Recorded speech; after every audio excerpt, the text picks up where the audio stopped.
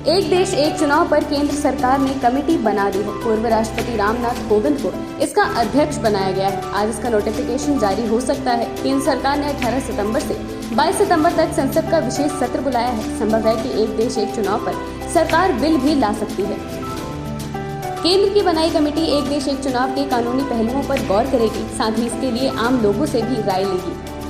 इस बीच भाजपा के अध्यक्ष जेपी नड्डा कोविंद से मिलने उनके आवास पर पहुंचे। हालांकि इस मुलाकात की वजह सामने नहीं आई है। सरकार की इस पहल पर लोकसभा में विपक्ष के नेता और कांग्रेस सांसद अधीर रंजन चौधरी ने कहा कि आखिर एक देश एक चुनाव की सरकार को अचानक जरूरत क्यों पड़ गई। वहीं कांग्रेस नेता और छत्तीसगढ़ के डिप्टी सीएम टी.एस. सिंहदेव ने कहा, व्यक्तिगत तौर पर मैं एक देश एक चुनाव का स्वागत करता हूँ। ये नया नहीं है, पुराना ही आइडिया है। इस बीच संसदीय कार्य मंत्री प्रहलाद जोशी ने कहा, अभी तो समिति बनी है, इतना घबराने की बात क्या है। समिति की रिपोर्ट आएगी, फिर पब्लिक डोमेन में चर्चा होगी, संसद में चर्चा होगी। बस समिति बनाई गई है, इसका अर्थ ये नहीं है कि ये कल से ही हो जाएगा। विपक्ष बोला, सरकार को पहले भरोसे में लेना चाहिए था। शिवसेना उद्धव गुट के सांसद संजय राउत ने कहा कि बीजेपी इंडिया से डरी हुई है। वन नेशन वन इलेक्शन को मुद्दों से ध्यान हटाने के लिए लाया जा रहा है। सपा नेता रामगोपाल यादव ने कहा कि संसदीय व्यवस्था की सारी मान्यताओं को ये सरकार तोड़ रही है। अगर विशेष सत्र बुलाना था तो सरकार को सभी विपक्षी पार्टियों से कम अनौपचारिक तौर पर बात करनी चाहिए थी। अब किसी को नहीं पता है कि एजेंडा क्या है और सत्र बुला लिया गया। एलजेपी रामविलास चीफ चिराग पासवान ने कहा, हमारी party one nation one election का समर्थन करती है, इसे लागू करना चाहिए। क्या है one nation one election? One nation one election या एक देश एक चुनाव का मतलब हुआ कि पूरे देश में एक साथ ही लोकसभा और विधानसभा के चुनाव हो। आजादी के बाद 1952, 1957, 1962 और 1967 में लोकसभा और विधानसभा के चुनाव एक साथ ही होते थे, लेकिन 1968 और 1969 में कई विधानसभाएं समय से पहले ही भंग कर दी गयी। उसके बाद 1970 में लोकसभा भी भंग कर दी गई। इस वजह से एक देश एक चुनाव की परंपरा टूट गई। वन नेशन वन इलेक्शन के समर्थन में मोदी।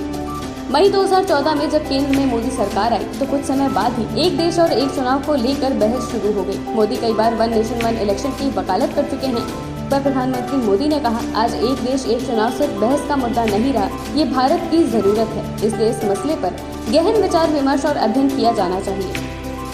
एक दिन पहले विशेष सत्र बुलाने की घोषणा।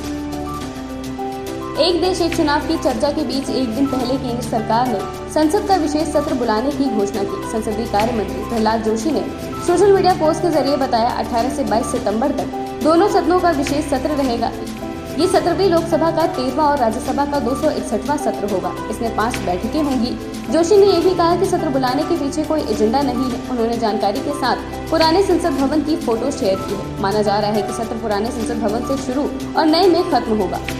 एक साल में संसद के 3 सत्र होते हैं, बजट, मानसून और शीत सत्र। मानसून सत्र 20 जुलाई से 11 अगस्त तक चला था। विशेष सत्र बुलाने की घोषणा मानसून सत्र के 3 हफ्ते बाद हुई है। विशेष सत्र मानसून सत्र के 37 दिन बाद होगा, जबकि शीतकालीन सत्र नवंबर के आखिरी हफ्ते में शुरू होना प्रस्तावित है।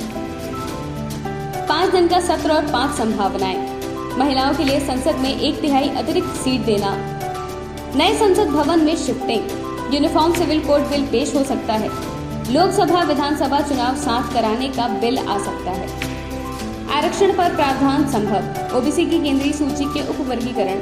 आरक्षण के असमान वितरण के अध्ययन के लिए 2017 में बने रोहिणी आयोग ने 1 अगस्त को राष्ट्रपति को रिपोर्ट दे दी है।